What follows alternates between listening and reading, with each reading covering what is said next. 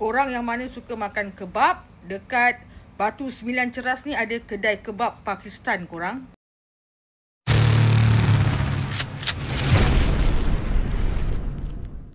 Nama dia Patan Capli Kebab Batu 9 Ceras. Kedai Pakistan. Korang tengok staff dia pun semua Pakistan.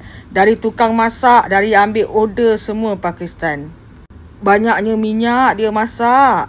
Kalau orang nak diet memang tak sesuai makan ni. Tengok berminyak-minyak. Yang ni dia buat apa ni? Tengah uli apa? Oh, dia tengah uli tepung dia. Banyaknya kedai Pakistan sekarang kan. Ini dekat Batu 9 Ceras ni, dekat kawasan kampung-kampung ni. Cashier dia pun orang Pakistan juga tu. Cashier dia. Negaraku, tanah tumpahnya darahku. Cuba kita test diorang nyanyi lagu Negaraku. Diorang tahu ke tak tahu tu? Sedapnya diorang makan. Ui, amboi, sedapnya. Lama-lama kita nak cari kedai warga tempatan susah. Kalau dah macam inilah gayanya, apa nak jadi?